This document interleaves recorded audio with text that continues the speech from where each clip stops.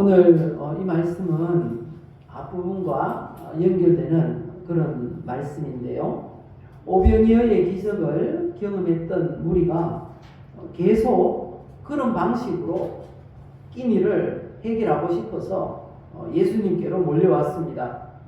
그 무리들에게 예수님께서 영생하도록 주시는 양식, 그 생명의 떡을 먹어야 한다고 말씀하시면서 예수님 자신이 생명의 떡이라고 말씀하셨습니다. 그리고 예수님의 살과 피를 먹어야 영생을 얻는다고 비밀을 알려주셨어요. 하지만 그 무리들은 예수님의 말씀을 이해하지 못했습니다. 어떻게 사람의 살을 먹고 피를 마셔? 그렇게 생각했던 것입니다. 생명의 떡을 그리고 여전히 만나와 같이 실제로 먹는 떡, 물질적인 것으로만 이해했고 그래서 예수님을 믿지 않았습니다. 그런데 이보다 더 안타까운 사실은 제자들도 그 제자들 가운데도 예수님의 말씀을 이해하지 못했던 그런 제자들이 많았습니다. 그런데 본문에서 제자라고 하면 12제자만 이야기하는 게 아니고요. 12제자를 포함해서 예수님을 추종하는 그 사람들 전체를 가리키는 표현입니다. 누가복음 10장 보면요. 그 후에 주께서 따로 70인을 세우사 이렇게 말씀하십니다. 그 70인의 제자가 또 있었어요. 예수님의 12제자 외에 70인의 제자가 있었던 것처럼 그 예수님께는 추종하는 많은 그런 사람들이 있었는데 그들을 다 포함해서 제자라고 일컫고 있는 것입니다. 그 제자들이 예수님의 말씀을 이해하지 못하니까 이렇게 서로 수군거렸다고 합니다. 요한복음 오늘 읽었던 60절 말씀을 보시면요. 제자 중 여럿이 듣고 말하되 이 말씀은 어렵도다. 누가 들을 수 있느냐? 이렇게 수군거렸습니다. 말씀이 너무 어렵다는 겁니다. 사람이 어떻게 사람의 피를 마시고 살을 먹어야 영생을 얻는다는 거야. 그리고 예수님 그 부모는 예수의 부모를 다 아는데 그 형제들도 우리와 같이 사는데 어떻게 하늘에서 내려왔다는 거야? 이해할 수가 없었습니다. 그래서 너무 어렵기도 하고 이해가 안 가는 거예요. 그래서 누가 들을 수 있느냐? 이렇게 수군거린 것입니다. 들을 수 있다라는 건 누가 들을 수 있느냐라는 말은 이해하고 받아들이기 어렵다는 것입니다. 예수님께서 제자들이 그렇게 수군거리는 그 말을 들으셨어요. 그리고 이렇게 질문하십니다. 61절 보실까요? 이 말이 너희에게 걸림이 되느냐? 이렇게 물으십니다. 예수님은 아주 귀가 밝으신가 봐요. 작은 소리로 수군거려도 예수님은 다 들으세요. 그 말만 들으실까요? 예수님이? 아닙니다. 우리의 이 모든 행동까지도 다 아십니다. 행동만 아시겠습니까? 말만 들으시겠습니까? 아닙니다. 우리의 마음속 깊은 곳에 있는 생각까지도 우리 주님은 다 아시는 줄 믿습니다.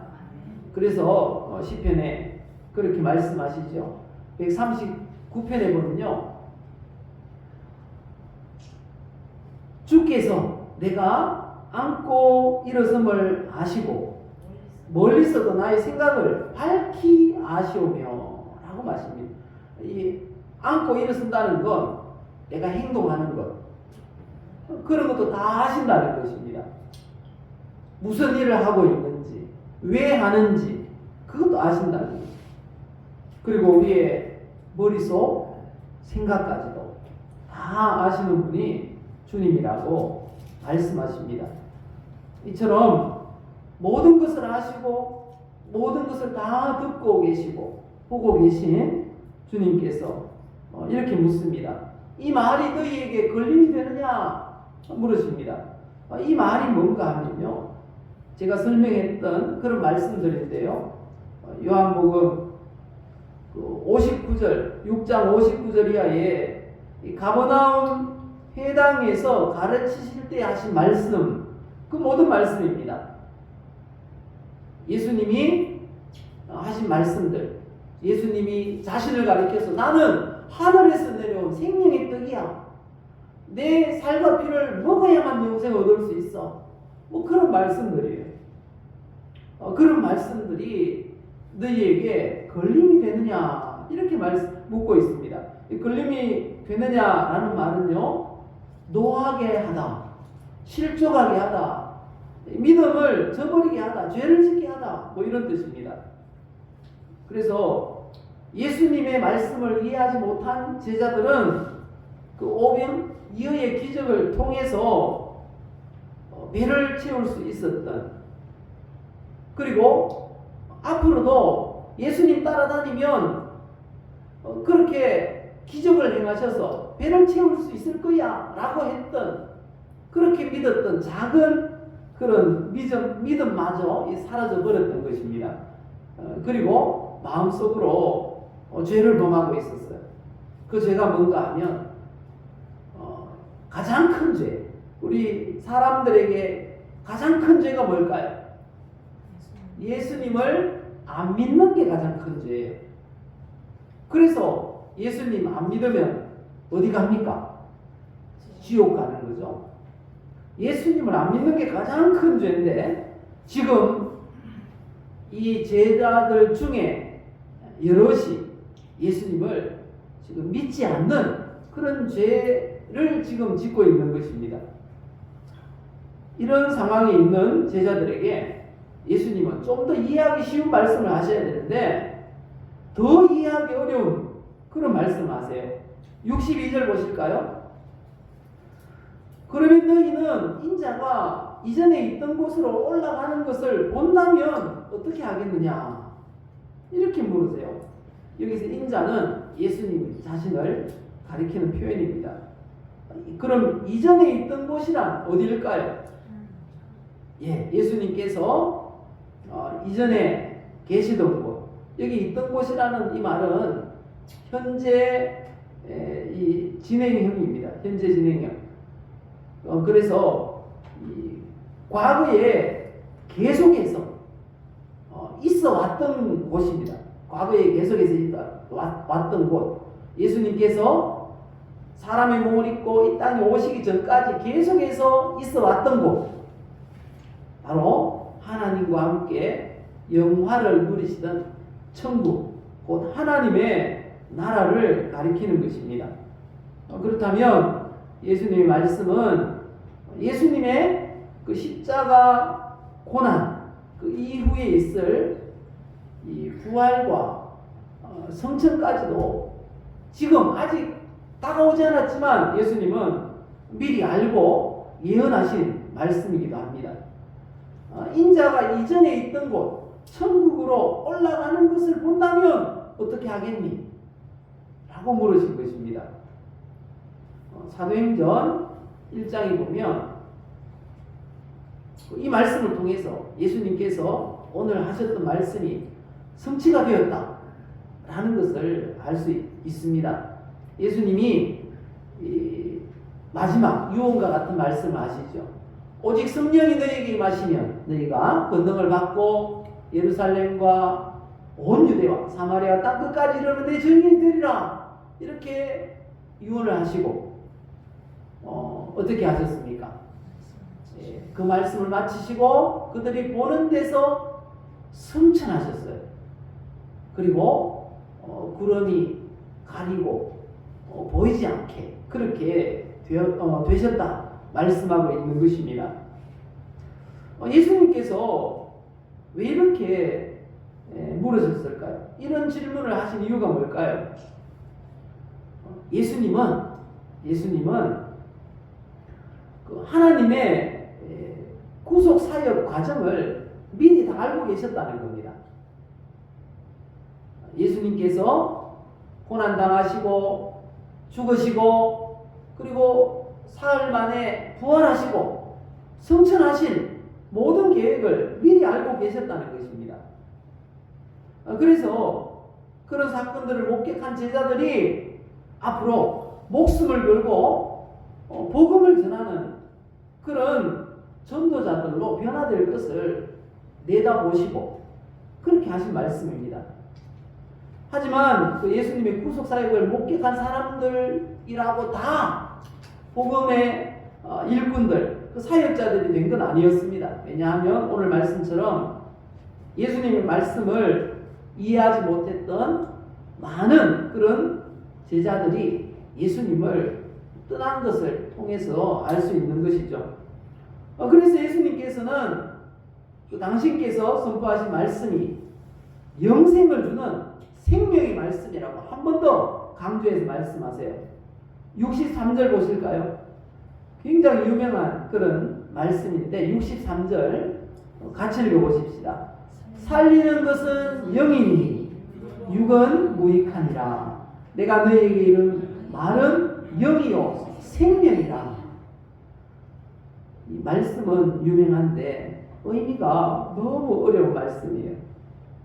우리로 영원히 살게 하는 것은 영혼이지 육체가 아니라는 것입니다. 타락하여 썩어진 육신은 영생을 얻는데 도움이 안 된다는 거예요. 고린도전서 15장 50절에 이렇게 말씀하십니다. 혈과 육은 하나님의 나라를 이어받을 수 없고 또한 썩는 것은 썩지 아니하는 것을 유업으로 받지 못하느니라. 우리 육신으로는 구원받을 방법이 없다는 것입니다. 왜 그렇습니까? 사도행전 16장 31절 잘 아시죠? 우리가 우리의 육신으로 행한 선한 일 때문에 구원받을까요? 아니면 예수님 믿고 구원받는 것일까요? 바로 그것입니다. 우리의 영이 예수님을 믿어야 되는 것입니다. 우리 육체가 행한 선한 일 때문에 구원받는 게 아니라는 것입니다. 그래서 사도행전 16장 31절 이렇게 말씀하는 거죠. 이 말씀 잘 아시죠? 같이 읽어보십시다. 주 예수를 믿어라. 그리하면 너와 내 집이 구원을 받으리라. 예수님께서 하신 말씀, 그 말씀이 영혼을 살리는 바로 생명 말씀이다 라고 말씀하고 있는 것입니다. 그러나 제자들 중에는 영생을 얻도록 하는 그 예수님의 말씀을 믿지 않는 그런 사람들이 있다고 지금 지적하고 계십니다. 64절에 보시면 그러나 너희 중에 믿지 아니하는 자들이 있느니라 이렇게 말씀하세요. 이 말씀에서 믿지 아니하는 자들, 이 말씀도 현재 시제로 되어 있어요. 그래서 계속해서 예수님 믿지 않는다는 것입니다. 그런데 하반절에 보시면 예수님은 계속해서 믿지 않는 자들이 누구인지 그리고 예수님을 팔 자도 있는데 그가 누구인지도 예수님은 처음부터 다 아셨어요. 그래서 하반절에 이렇게 말씀하시죠. 이는 예수께서 믿지 아니하는 자들이 누구며 자기를 팔 자가 누구인지 처음부터 아십니다. 이렇게 말씀하고 있는 것입니다. 이 말씀을 통해서 우리가 알 수 있는 건요. 예수님께서 가룟 유다에게 은 30에 팔리시고 그리고 순환 받으시고 십자가에 달려 죽으신 게 우연히 일어났거나 아니면 힘이 없어서 그렇게 되었거나 권력을 차지하시려고 하다가 정치적인 싸움에 휘말려서 그렇게 갑자기 당한 예상치 못한 그런 일이 아니었다라는 것입니다. 미리 처음부터 다 알고 계셨다는 거예요. 그 모든 일이 하나님의 계획이었다라는 사실을 알고 계셨다는 것입니다. 그럼에도 불구하고 예수님은 그런 모든 사람들에게 어떻게 대하셨습니까? 끝까지 사랑하셨어요. 동일하게 대하셨어요. 팔자가 누구인지, 믿지 않을 자가 누구인지 다 아시는데, 지금 예수님께서 행하신 오병이어의 기적을 보고 떡을 더 얻어먹으려고 따라다니는 그 제자들이 돌아서서 돌변을 해가지고요, 십자가에 못 박아서서 하면서 외치는 그런 사람들이 될 것도 아셨어요. 하지만 예수님은 그들을 끝까지 동일한 일관된 태도로 대하셨어요. 요한복음 13장 1절에 말씀하시죠. 자기 사람들을 사랑하시되 끝까지 사랑하셨다고 말씀하십니다. 우리도 예수님의 태도로서 우리 모든 이웃을 대해야 한다는 것입니다. 예수님은 다 아시고도 그렇게 대하셨지만 우리는 모르잖아요. 누가 예수 믿을 사람인지, 누가 하나님께서 선택하지 않아서 예수 믿지 않을 사람인지 미리 압니까? 모르잖아요. 그러니까 어떻게 해야 되겠습니까? 최대한 모든 사람과 화목하고 사랑으로 대하기 위해서 애를 써야 한다는 것입니다. 성경이 우리에게 하시는 명령입니다. 우리 로마서 12장 18절 말씀 읽어보실까요? 할 수 있거든 너희로서는 모든 사람과 더불어 화목하라. 데살로니가전서 5장 13절에는요, 그들의 역사로 말미암아 사랑 안에서 가장 귀히 여기며 너희끼리 화목하라. 이 말씀대로 우리가 실천해야 합니다.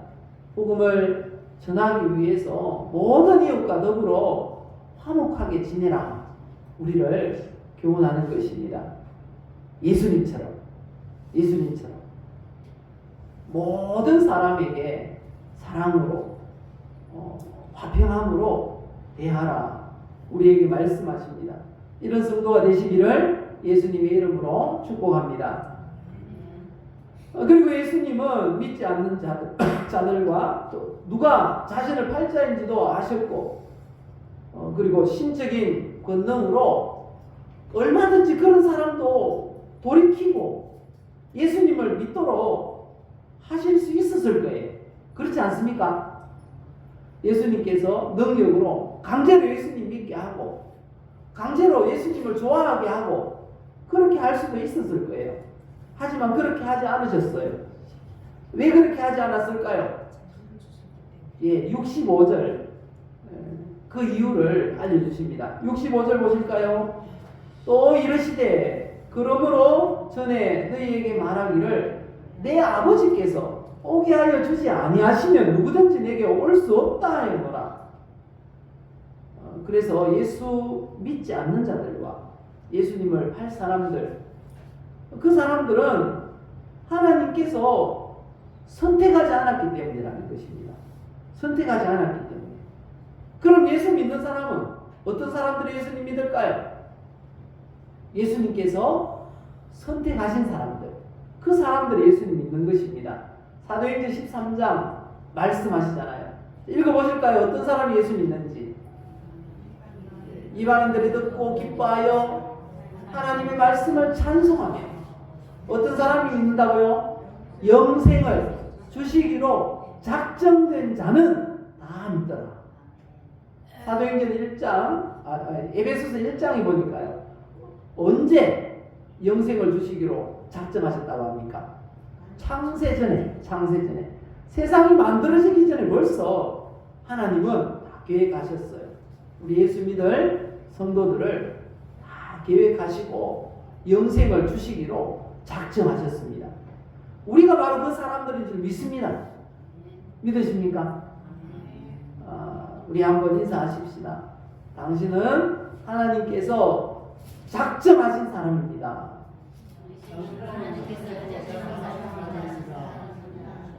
우리 하나님께서 작정하셨어요. 예수 믿도록. 창세전에, 세상이 만들어지기 전에 벌써 우리가 다 예비된 그런 사람들인 것입니다. 그래서 우리가 우리가 얻을 수 있는 교훈이 있어요. 그게 뭔가 하면 열심히 나름대로는 복음을 전한다고 하는데 전도에 열매가 없어요. 그렇다고 해서 낙심하지 않아도 된다는 것입니다. 왜 그렇습니까? 전도는 우리가 하지만 열매는 누가 주십니까? 예, 하나님이 영생을 주시기로 작정하시기 때문에 우리가 전도해도 그런 사람들을 만나야 되는데 우리가 전도하는 사람들이 그런 영생을 주시기로 작정된 사람이 아니라면 믿지 않는 것입니다. 그래서 우리가 할 일은 그냥 전하면 되는 거죠. 그렇게 믿으십니까? 그냥 전하면 됩니다. 믿든지 안 믿든지 최선을 다해서 전하면 되는 것입니다. 낙심할 필요도 없는 것입니다. 그렇게 전하는데 안 믿네? 낙심할 필요도 없는 겁니다. 그래서 우리에게 주시는 교훈은요, 우리에게 맡겨진 전도의 사명만 최선을 다해 감당하라는 것입니다. 누구에게요? 우리의 모든 이웃들에게. 이웃이 누굽니까? 나 이외의 모든 사람이 이웃인 것입니다. 최선을 다해서 사명을 감당하는 성도님들 되시기를 예수님의 이름으로 축복합니다. 예수님께서 65절에 뭐라고 하십니까? 내 아버지께서 오게 하여 주지 아니하시면 누구든지 올 수 없다. 하나님이 영생을 주시기로 작정된 사람만 나에게 나올 수 있다. 그 말씀 아시니까요. 주변에 있던 제자들이 많이 떠났대요. 66절 보실까요? 그때부터 그의 제자 중에서 많은 사람이 떠나가고 다시 그와 함께 다니지 아니하더라. 이렇게 말씀하십니다. 예수님을 따라다니던 많은 사람들이, 특히 제자들이라고 생각했던 그런 사람들까지 떠나가자 예수님께서 그 12제자들을 따로 불러서 그들에게 이렇게 질문하십니다. 67절 보시면요, 너희도 가려느냐? 이렇게 묻습니다. 그때 시몬 베드로가 이렇게 대답했대요. 68절, 69절 우리 한번 읽어보실까요? 시몬 베드로가 대답하여 이르되 뭐라고 합니까? 영생의 말씀이 주께 있사오니 우리가 누구에게로 가오리까? 69절에 우리가 주는 하나님의 거룩하신 자이신 줄 믿고 알았사옵나이다. 이렇게 대답합니다. 예수님의 제자들을 대표해서 베드로 사도가 이렇게 대답한 것이죠. 여기 보면 예수님을 떠나가지 않는 이유가 있다는 겁니다. 이유가 있어서 예수님을 믿고 있고 예수님을 따라다니고 있다는 것입니다. 우리도 이유가 있어야 돼요. 왜 예수님을 믿는지, 왜 교회에 나와서 이렇게 예배드리고 또 만나는 사람들에게 전도하고 그렇게 살아야 되는지, 그렇게 사는지 이유가, 분명한 이유가 있어야 된다는 것입니다. 옛날에는 막 덮어놓고 믿었다 그러죠. 덮어놓고 무조건 믿었다는 거예요. 그것도 좋지만 분명한 이유를 알고 믿는다면 우리에게 더 유익한 줄 믿습니다. 분명한 이유를 알고 믿는 우리 성도님들이 되시기를 바랍니다. 베드로와 여러 사도들이 얘기했던 이유가 뭡니까? 예수님을 떠나지 않을 이유 두 가지를 말씀하시는데요. 먼저는 영생의 말씀이 주님께 있다는 것입니다. 주님 말씀이 그 생명이라는 거예요. 그렇기 때문에 떠날 수 없다는 것입니다. 그리고 두 번째 이유는요, 69절에 보면 주님이 하나님의 거룩하신 자인 줄 믿기 때문이라는 거예요. 거룩하신 자라는 건 메시아라는 것입니다. 구약에 약속하신 메시아 그리스도라는 걸 믿기 때문이라는 것입니다. 예수님이 구세주인데 어떻게 떠나겠습니까? 바로 그 말인 것입니다. 우리도 이런 이유 때문에 믿어야 되는 것입니다. 이런 이유 때문에 신앙생활하고, 이런 이유 때문에 전도하고, 이런 이유 때문에 예수 믿는 그런 예배생활을 해야 하는 것입니다.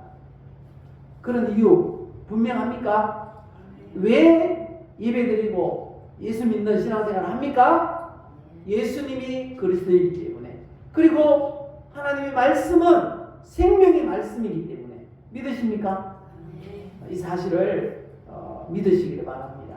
이런 이유 때문에, 분명한 이유가 있어서 예수 믿는 성도가 되어야 우리가 최선을 다해서 믿을 수가 있는 것입니다. 다윗이 골리앗을 이겼잖아요. 어떻게 해서 골리앗을 이길 수 있었을까요? 그때 수많은 그런 장수들이 그 이스라엘에 있었어요. 특히 그 당시 왕이었던 사울은요, 덩치가 굉장히 컸어요. 키가 보통 사람보다 머리가 한 개 더 있었다고 해요. 30cm 이상이 더 컸던 그런 사울도 있었어요. 그런 왕이 있었다는 거죠. 그런데 그런 사람도 골리앗 앞에서 벌벌 떨었어요.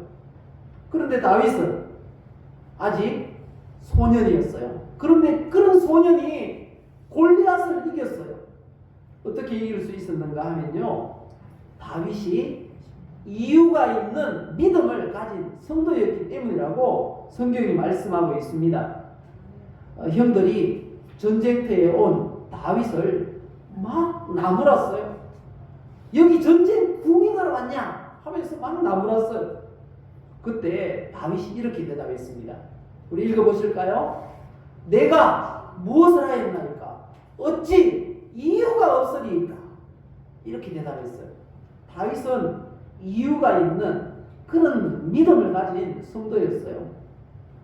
분명한 하나님을 믿을 이유가 있는 그런 믿음이 있으니까 골리앗도 이길 수 있었던 것입니다. 우리도 분명한 이유가 있어야 돼요. 예수 믿는 이유.